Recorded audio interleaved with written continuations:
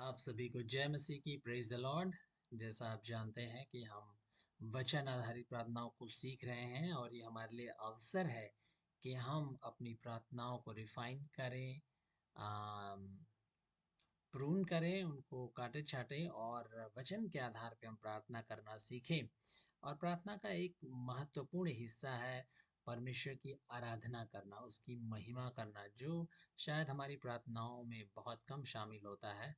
और हमारी प्रार्थनाओं में हमारी ज़रूरतें ज़्यादा शामिल होती हैं। इसलिए आइए हम परमेश्वर की सुंदरता, उसके कामों, उसकी महिमा, उसकी पवित्रता, धार्मिकता को निहारें और हम उसकी महिमा करें। फिर आज वचन आधारित प्रार्थना में एक वचन हम लोग पढ़ेंगे और उसके आधार पे हम प्रार्थना करेंगे और सीखेंगे। आज का शीर्षक है परमेश्वर की सामर्थ को दर्शाना। रोमियो 5 अध्याय के 12 से 21 पद को हम पढ़ेंगे। Today's title is about reflecting the power of God in our salvation. Basically, the passage is taken from Romans chapter 5, verse 12 to 21. Okay, so let's read it. आइए हम इस वचन को पहले पढ़ते हैं। रोमियो 5 अध्याय का 12 से 21 हिंदी में। इसलिए जैसा एक मनुष्य के द्वारा पाप जगत में आया और पाप के द्वारा मृत्यु आई, और इस रीति से मृत्यु सब मनुष्यों में फैल गई, इसलिए कि सब ने पाप किया। क्योंकि व्यवस्था के दिए जाने तक पाप जगत में तो था, परंतु जहाँ व्यवस्था नहीं वहाँ पाप गिना नहीं जाता।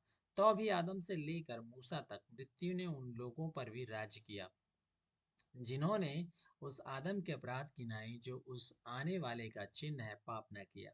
पर जैसा अपराध की दशा है वैसी अनुग्रह के वरदान की नहीं।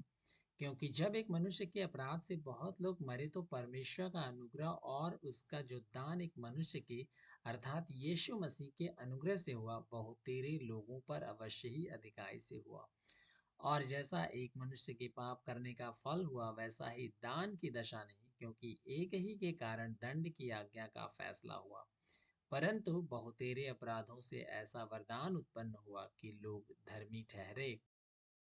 क्योंकि जब एक मनुष्य के अपराध के कारण मृत्यु ने उस एक ही के द्वारा राज्य किया, तो जो लोग अनुग्रह और धर्म रूपी वरदान बहुतायत से पाते हैं, वे एक मनुष्य के अर्थात यीशु मसीह के द्वारा अवश्य ही अनंत जीवन में राज्य करेंगे।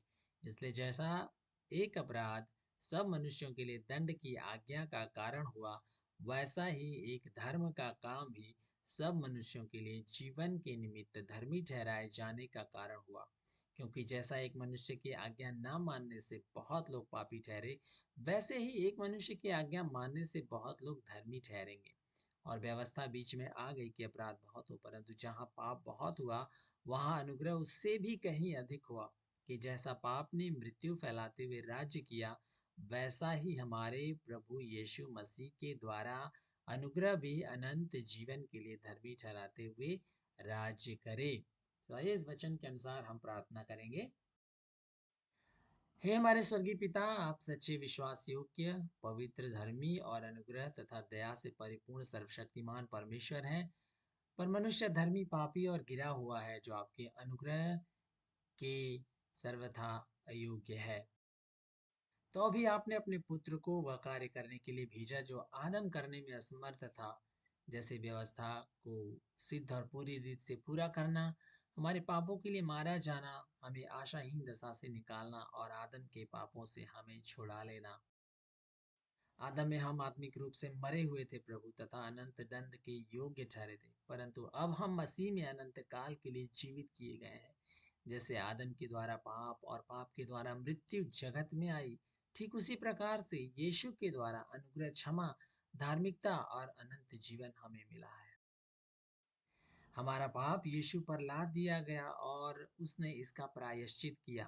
ठीक उसी प्रकार यीशु की धार्मिकता हमें उस पर विश्वास करने के द्वारा दी गई है, और अब हम धर्मी ठहराए गए हैं। हे प्रभु, अब हम पिता के सम्मुख उसके लिपालक संतान के रूप में मसीह के संगी वारिस होकर स्वर्गीय स्थानों में बिठाए गए हैं। हे पिता परमेश्वर, इतने महान उद्धार के लिए, हमारे आश्चर्य और धन्यवाद को व्यक्त करने के लिए हमारे पास कोई शब्द नहीं है प्रभु, हमारे शब्द बहुत छोटे हैं। हे पिता परमेश्वर, हम प्रभु यीशु जो परमेश्वर और मनुष्यों के बीच में एकमात्र सिद्ध मध्यस्थ है, उसके नाम से हम आपके पास आते हैं। आपका वचन हमें बताता है प्रभु जी कि यद्यपि वह परमेश्वर के स्वरूप में होते हुए भी परमेश्वर के समान होने को अपने अधिकार में रखने की वस्तु ना चाहा, वरन अपने आप को उसने ऐसा शून्य कर दिया कि दास का स्वरूप धारण कर मनुष्य की समानता में हो गया। उसने आदम की विफलताओं को उलट दिया और एक नई छुड़ाई गई जाति का प्रधान बना।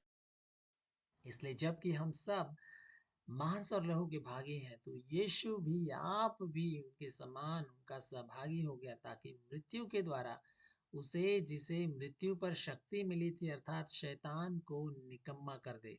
और जितने मृत्यु के भय के मारे जीवन भर दासता में फंसे हुए थे, उन सभी को वे छुड़ा लिया।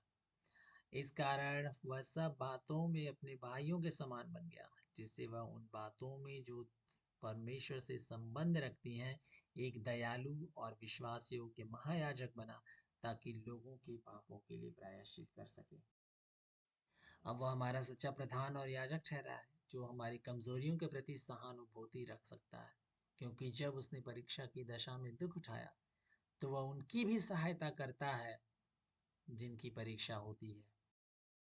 हे पिता परमेश्वर, हम आपका धन्यवाद करते हैं प्रभु जी, क्योंकि पहले हम पर पाप की प्रभुता थी, परंतु अब हम प्रभु यीशु मसीह के द्वारा अनुग्रह की प्रभुता के अधीन है। हे पिता परमेश्वर, आपकी दया, आपकी क्षमा, आपकी धार्मिकता, उद्धार और अनंत जीवन के लिए हम आपका धन्यवाद करते हैं, हम आपकी आराधना करते हैं, आपकी हम महिमा करते हैं। हमारे जीवनों से आपके नाम की महिमा होने के लिए सहायता करें। अब हमें अपने उद्धार में चलने के लिए, अपने उद्धार में बढ़ने के लिए और अपने उद्धार के कार्य को डरते और कांपते हुए पूरा करने में हमारी सहायता करें। ये प्रार्थना हम प्रभु यीशु मसीह के नाम से मांगते हैं। आमीन।